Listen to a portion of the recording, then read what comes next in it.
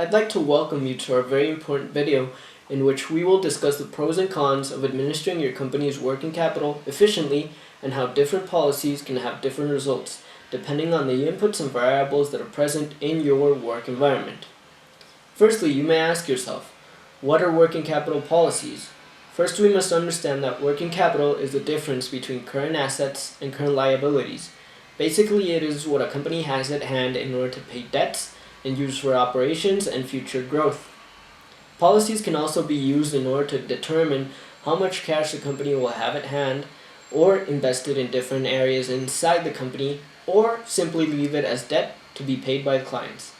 Now Arantza will tell us more about these policies. I am going to explain to you how to use and when to use a flexible or relaxed policy. This policy is just the opposite of a restricted policy, meaning that this policy is used in times of crisis because it implies an increase in accounts receivable, which will lead to an increase in credit days. In other words, it means that the company's sales are stimulated by a credit policy that provides liberal financing for clients and a correspondingly high level of accounts receivable. Also, I need to clarify that a company undertakes this strategy only when it requires minimizing risk to the furthest. And also, using this type of policy will help the company increase their sales and improve their cash flow. Complementing what Arantza just said, the moderate policy is in between the flexible and the restricted policies. This policy is recommended when you want to be careful with your finances, giving you liquidity in your assets and money in your other accounts. This would be useful if you want to buy new assets or to expand your company. It can also help you if you want to invest in new projects, but at the same time, you don't want to put your current assets in risk. Remember that having a policy that fits your business needs is essential to push you through a crisis and to be safe in moments of uncertainty.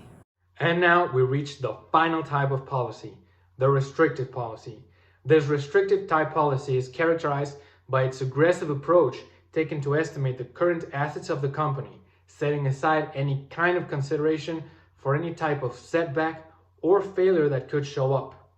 What this means is that this type of policy's sole focus is to reach its objective, but without taking any secondary considerations or turning its attention onto any other financial aspects. One of the purposes of a restricted policy is to reach its final objective with the minimum amount of current assets possible, which, if achieved, it can represent a great advantage, reducing interests and financial expenses, as well as increasing its revenue.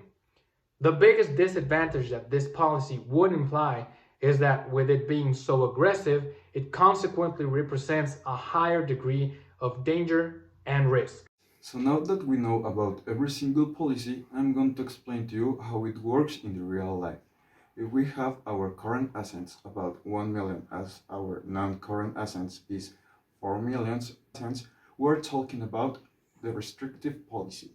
On the other hand, the flexible policy is directly opposite, where we could have 4 million current assets and 1 million non-current assets. So finally, the moderate policy could be 50% and 50%, or 2.5 million current assets and 2.5 million non-current assets.